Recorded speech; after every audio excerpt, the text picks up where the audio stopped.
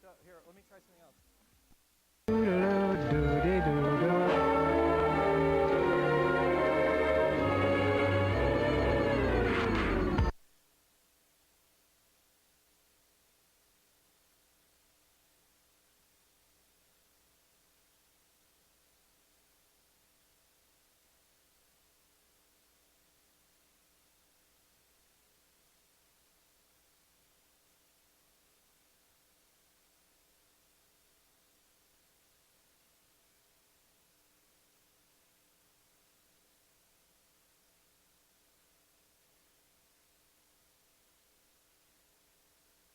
Okay. Let's get that ready. Well, hi everyone. Thanks for coming. Sorry for the technical delay. My name is Jim Leonard, and if you remember me from the demo scene, I was called Trixter, and I was in the demo group Hornet. If you might also know me, if you're not familiar with the demo scene, as the co-founder of mobygames.com. But I'm not here to talk about either of those things. I'm here to talk about a waste of time I did in 2004. And it's called 8088 Corruption. It's to display full motion video on a really old, slow machine. So I was going to ask how many people have seen it by show of hands, but I think I'll just go ahead and show it to you. I apologize for the colors. They're probably going to be a little bit off because of the camera and everything.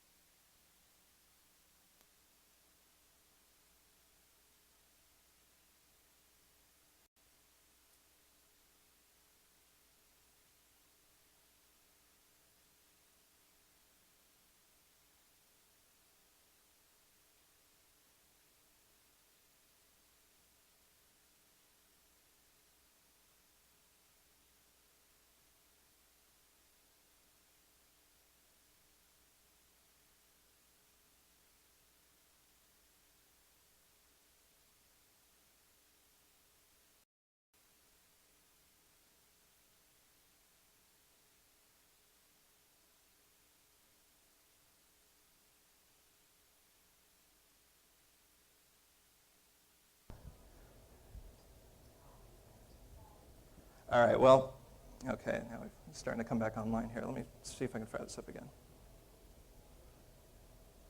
Ah, darn. All right, I should show this to you just so you can get an example. Let me pull the video real quick.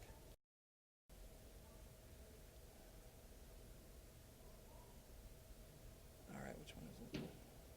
This was supposed to play in the presentation. I think it's this. No, it's no video codec. All right, let's try one more time.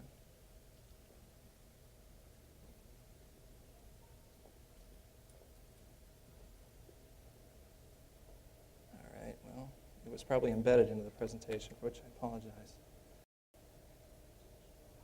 All right, well, what you're supposed to be seeing is a black and white video of footsteps moving and a 24-bit color of footsteps moving, but because the 24-bit, they both take up the same bandwidth.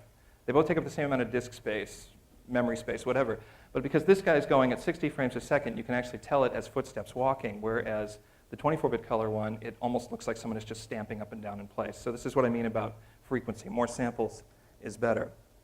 So in trying to solve this problem, I started out with what looked best. I did some empirical testing and took full motion video, 60 images per second, not stuff you grab off of YouTube, because that maxes out at 30. I actually filmed stuff myself and converted it to 60, created integral divisions of that, 30, 20, 15, 12, et cetera, frames per second. Came up with 30 frames per second is the minimum acceptable quality to call it motion video. And then did the same thing for audio, and I came up with the result. 22 kilohertz is just about acceptable for something like music, and that's what you just heard. So then we moved to the output device. To determine what was possible, let me give you a small history of CGA here. CGA is a memory adapter that has a little bit of RAM on the card, and it is constantly scanning that RAM, and whatever is in that RAM is what's displayed on the screen. So essentially, however fast we can update that RAM is how fast we can change the contents of the screen. So some more empirical testing. I wrote a small assembly language routine that measured how fast the CPU can actually move data into the CGA adapter RAM, and came up with 160K of data per second moving to the CGA card. So now we take all of our results and we figure out what's possible. We found out that moving data to CGA tops out at 160K, 30 frames per second is our minimum acceptable quality. Audio 2, so we subtract the audio from how much memory we can move into CGA, and we get 4.6. So our final result is 4.6K is the maximum amount of RAM we can copy each frame to stay within our 30 frames per second target. So when we research the output device, what are our options? Well, graphics modes use 16K. That's greater than 4, so that's not an option. 80 by 25 text mode uses 4K. However, 80 by 25 text mode has a problem with snow. And if this sucker boots, I'll give you an example. When you write direct, the memory in CGA is not dual ported. So when you try to write directly to screen RAM, I don't know if you can see it. See how there's snow? There's all this flashing snow on the screen whenever the screen's updating. You can't use that. The video would be unwatchable. So we have only one mode left, and that's 40 by 25 text mode. So that's our final result. We have to, whatever we're going to do, if we're going to solve this, it's got to be in 40 by 25 text mode. So how the hell do you convert images to display in 40 by 25 text mode?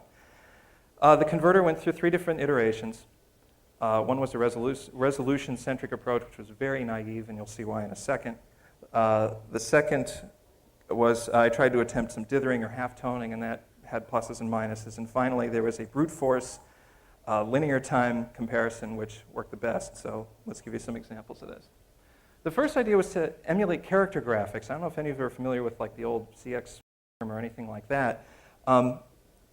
The Spectrum displays graphics that are actually made up of 8 by 8 tiles. It's actually the character generator. It's text mode, but it's like a custom font. I'll have an example in a second. So I was thinking 40 by 25 text mode uses the same thing. It's 8 by 8 character cells. So only 2 colors are allowed per cell. And if you count out all of the individual dots that are actually displayed on screen, it comes out to 320 by 200. So this was my reasoning, that I would start with a 320-200 picture and try to map it as best I could to all the dots on the screen. Here's what ZX Spectrum stuff looks like. If you look at the zoom in on the leg, you can see it's kind of blocky, and if you go ahead and break it out, my idea was to emulate that. And the difference between the Spectrum and the IBM is that on the Spectrum, you can change all of those pixels in each block. On the IBM, you can't. So this was the basic conversion. Remap colors using the 16-color palette, determine the two most popular colors, remap it again using just the two colors, and compare to all possible character and color combinations and use the best one that matched. And I figured it's got graphics characters, it's got lines, it's got shaded characters, it should work, right? Well, the initial results weren't that great. I'll give you a second to look at those. These were the test pictures I used in determining everything. I was happy to see that some stuff was a perfect match, which makes it look almost as if you drew it in that mode. Well, not really. But obviously the biggest cons were that since entire areas were mapped to a single flat color, the colors were not only wrong, but they completely obliterated all picture detail. So as a knee-jerk reaction, I went completely the other way. I figured, okay, well, forget about trying to match resolution exactly. Let's just look at color. Half-toning, or dithering, depending on how you use it, is the process of trading spatial resolution for color resolution. And the IBM character set includes a 50% on-off checkerboard character. And I figured if I use that, I can try to simulate a crude form of half-toning and come up with different colors. So there's the shaded characters up there. The 177 is the one that I used. And by using all of the colors and eliminating duplicates, you can get a fairly reasonable facsimile of more colors. So that one was really easy to do. I just compared the process was resampling the 320-200 picture down to 40 by 25. So I had exactly one pixel to one character pixel lookup to do. And you resize it, and then you use the closest match. Well, the colors are better, but it looks like ass. I really almost submitted this to Pilgrimage. I'm glad I didn't, because the colors were better. Because the text character is also 177, I had less memory to fling around, so I could have probably done even faster updates to the screen. And the conversion process is really fast, but the con was big enough that obviously I did not. So at that point I was stuck, and this is where my collaboration with God Jr. really came in handy. I had mentioned something like, if only we could get results were halfway between these two. And he suggested an idea that led to the idea that was used in the final converter, which is resampling both the picture and the character set to be paired bilinearly down by 50% so that they smooth out. And I'll explain this in a second. So, well, as I just said, you still take the same 320 by 200 picture, resample it 160 by 100 smoothly. You don't drop pixels. You use a bilinear resize so that it gets all kind of smooth in the process. It aliases in the process. Anti-aliases, rather. And then divide that up into 4 by 4 cells and compare each of those areas of the original source bit. Similarly resized character color combination in the character set. You resample that as you compare it as well and use the closest match. And that obviously had the best results. Now, the projector the gamma is a little off, so I apologize for the dark areas in the clown, but at least now you can see that the colors are better. You can see that the dark outline around the cloud's eyes, and so forth. So the pro of this, obviously, is that detail and color is preserved probably as best it can in a linear search, which leads to its disadvantage. The conversion process is so slow it can be measured in seconds per frame, which sounds crazy considering that, this is the conversion wasn't done on this machine. Trust me, this is like on a Pentium 2 gigahertz. It takes seconds per frame because you have to do all those comparisons to get your final 1,000 characters. It's over 1 billion comparisons per frame. So why did this third process work best? Mainly because the checkerboard character, when you also resize it down bilinearly, 50%, the pixels blend together. And those blended pixels become solid colors, and they match better with solid areas in the source bitmap. And because the characters are resized at the same ratio as the bitmap that they're being compared to, you can still get these perfect matches, which preserves detail. So that's the converter, but the converter is only half the story. It is only 40 by 25 text mode, so in order to, how do you win a wild compo with something written in text mode? You have to choose your source material very carefully. I mean, the stuff that you saw in the demo was not by accident. It was very deliberately chosen. As I mentioned before, the human brain works best with familiar patterns. It needs a lot, well, it needs a lot of information to make matches, but familiar patterns obviously would be better. So faces are good. Learning how to recognize faces ever since you were born. Human movement, like walking or dancing, is also good. Try to avoid complicated backgrounds, tiny details, stuff that isn't important to the focus of the material that you're trying to present, that is just going to give the converter a hissy fit and trying to figure out what to choose. And finally, a little social engineering never hurts. I knew that my audience at Pilgrimage would be full of demo sceners, and I figured Tron would be a pretty good thing to show that people would recognize. So what I'd like to do is give you yet another example, if I can get this functional, of how important it is to choose source material. Camera's what? Oh, shoot. Hold on a sec.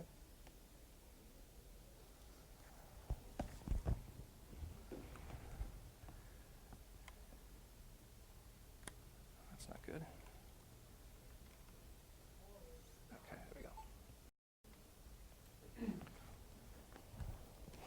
Speed this up.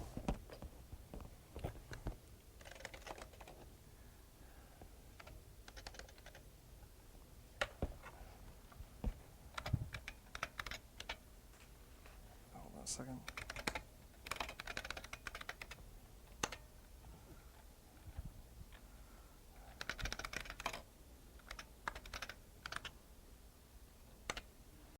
Okay.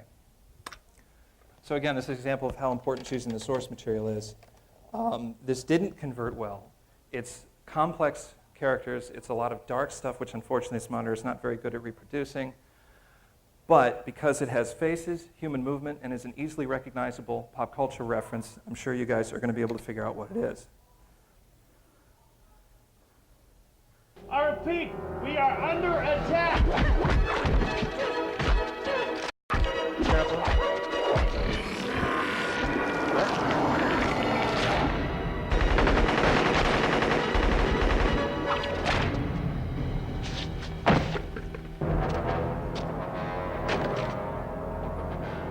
Audio helps too. Damn.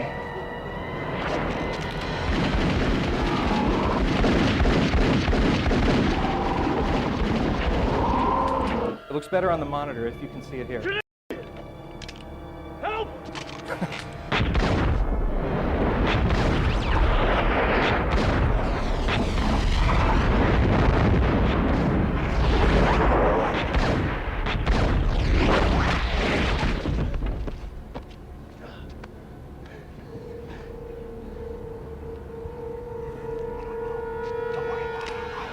Only human. Dodge this.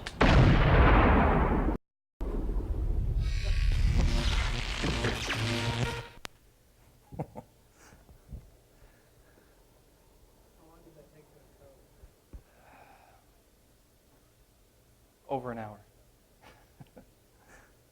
All right. So again, that was probably a pretty bad conversion, but at least you could tell what it was. I was going to talk a lot about the player, but I'm really short on time, and to be honest, there's not that much to the player. This is the surprising part. When they saw this, they thought that all of the heavy lifting was in the player, that it was some, physics-defying assembler that I had written or something. And as you just saw, most of the heavy lifting is done by the converter. The player is very simple. It fills up as much RAM as it can with audio and video data, and then starts the playback and divides into two code segments. One is the main code, which tries to just constantly keep loading off of disk and keep the queue full. And the other is an interrupt handler that at the desired frame rate frequency sends code pulled from, sends data pulled from the queue to the CJ frame buffer in the audio. And that's pretty much it. If the queue can't stay filled, like you've got too high a frame rate or your hard disk is too slow, the main code will pause playback until it's full again. Now, so far you haven't seen any rebuffering. There's a final example I'll have later that does rebuffer. You'll see that in action. The whole player was engineered with the idea of how to maintain audio-video sync. Nothing pisses me off more than watching a video and slowly having the lip sync drift off, either forward or backward. So I knew, again, to complete the illusion, the audio had to stay in sync, or it would have looked really shoddy. So I store the data in chunks, and each chunk has a frame to put on screen and the audio to display for that frame.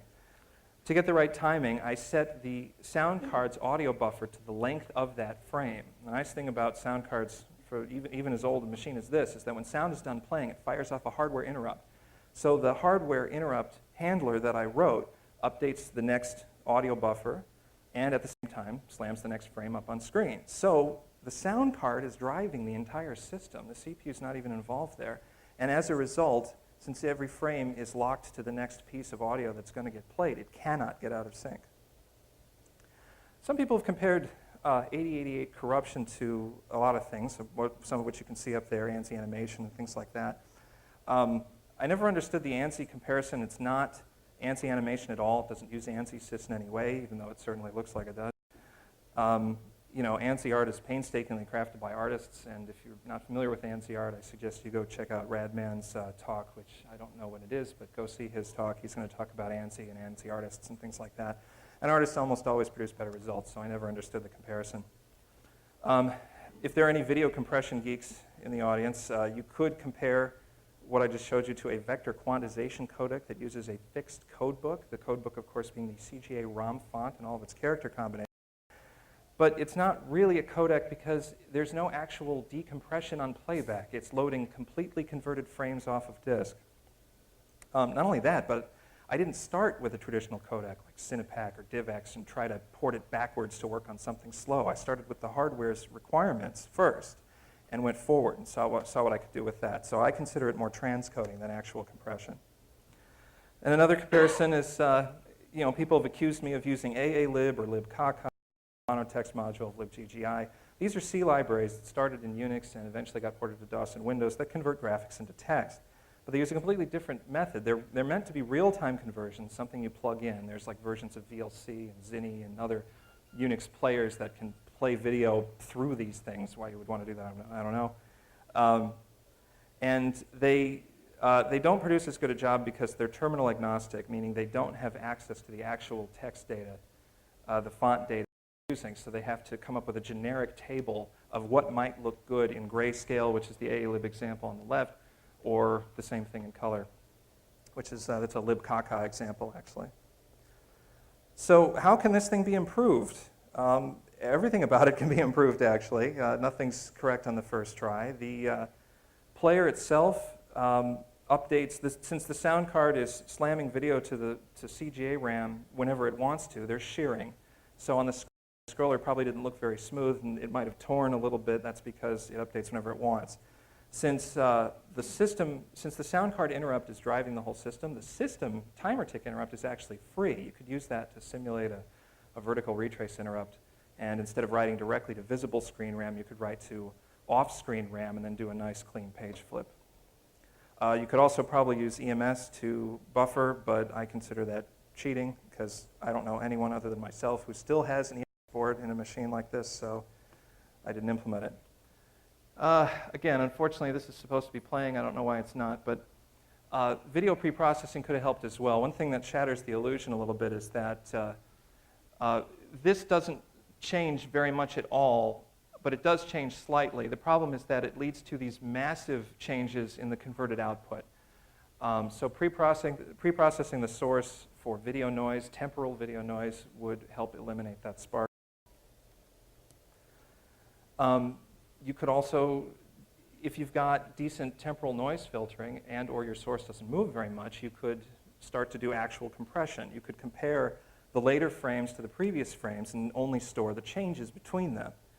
And then if you can write an assembly routine that can update the frame with just those changes at the same rate or faster than a full move, you can achieve actual compression. Now, if you combine preprocessing temporal noise and compression, you can try to achieve the holy grail of 60 hertz screen updates. This is double the frame rate you get off of videos off of Google Video, YouTube. If you can update the screen at 60 hertz, there's a lot of extra stuff that you can do. It's technically possible right now, but there are some caveats. You're updating 4K per frame instead of, well, you're updating this is actually a mistake. You're updating 2K a frame, but at twice the rate. And at that rate, the CPU is spending more time updating the buffers than it is actually loading from disk. So it is actually currently impossible to avoid rebuffering. You'd have to implement less data rates, like I mentioned before with compression or something. Or you'd have to cache the entire thing to EMS, which, again, I consider cheating. However, just to give you an example of how eerily realistic it looks like, I have an example. Let me do this real quick. This will rebuffer.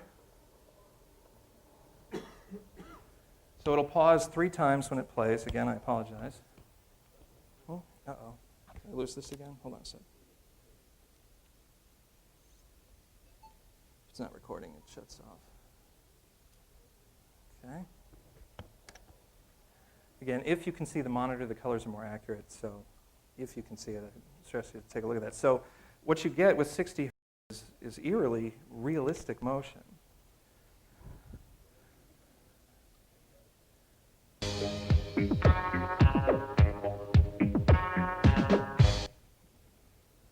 The video is real cheesy, I warn you.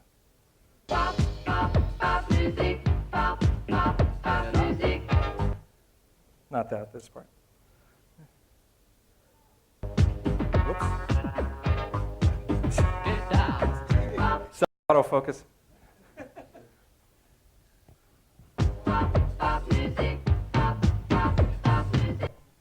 So anyway, that's that example.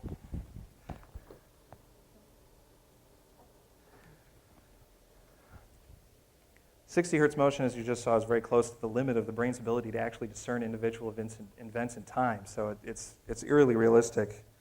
Again, if you can avoid the rebuffering issues, because that pretty much kills the illusion. Another thing you can do, if you can update the screen 60 times a second, is that you can actually get a better conversion. Hopefully the image on the right looks better than that on the left. If you keep track of errors during the conversion, you can push them forward. You can dither them forward in time, much like Floyd Steinberg dithering tries to distribute errors left and right on the line as it scans down. And so you can create a second frame to be mixed with the first one that fills in the gaps in the error in the original conversion. And since the screen is updating 60 a second, it's fast enough that they kind of blend together. And so you get a result similar to the image on the right. Hopefully it looks a little bit better. If you look at the color gradations of maybe above his eye, the eye is rounder, for example. So you can pull that. If you wanted more resolution, you can also tweak CGA into a 50-line mode, where the first top 4 scan lines of each character is displayed instead of all 8. This doesn't give you any additional resolution. You don't get more resolution from this, but you do get more flexibility in choosing matches. So you can try to get a more higher res thing there. No, it displays the first 4 rows and then immediately switches to the next row. So what did I learn, and hopefully what can you take away from this, if anything? Know your output device. Having a goal makes it interesting and engaging. I specifically said 30 frames per second on this piece of crap.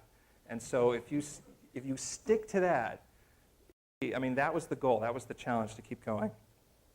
And again, if you're trying to do something like video on a low resource, this is the same thing with demos too. If you want to write a demo for a low resource platform, focus on the specs of the machine and work backward from them. Don't try to start with an existing code you have for a 386 and port it. It's not going to be applicable.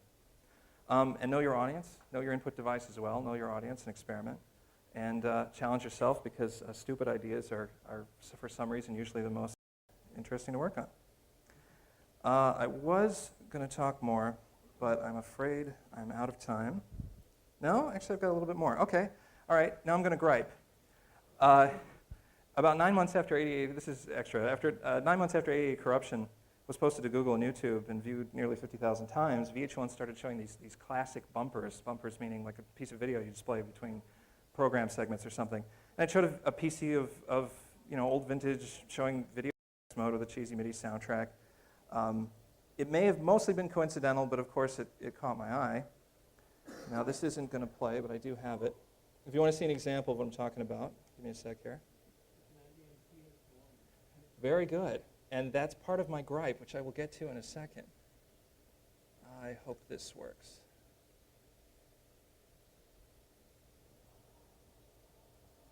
Oh, you can see it. I can't. It's the overlay. All right, hold on. Let me switch audio sources here for a sec. Let's try this again.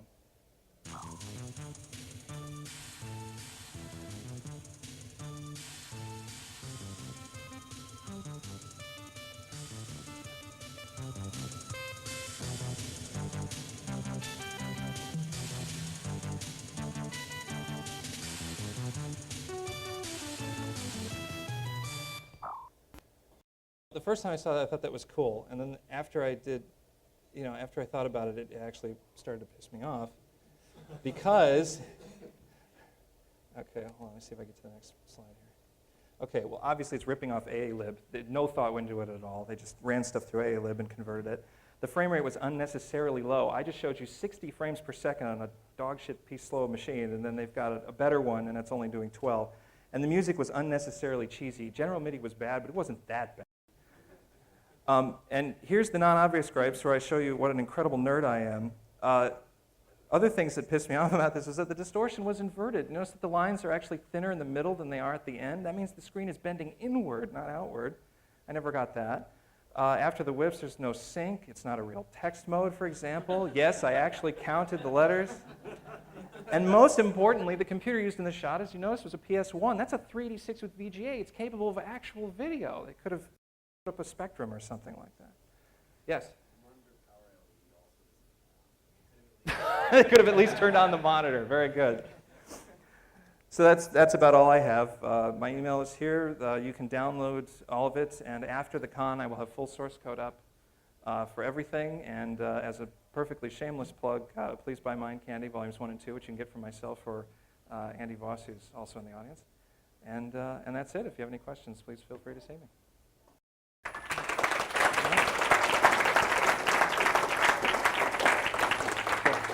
So, and before we go, are there any questions?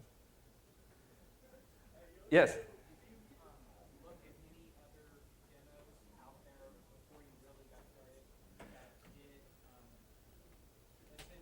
Something like this? The one thing I want to say, the first thing I saw was tested with the girl dancing would be on the Amiga Spaceball 9 fingers. Well, that was certainly an inspiration. Probably a better thing was, did I look at like any text mode demos or something like that?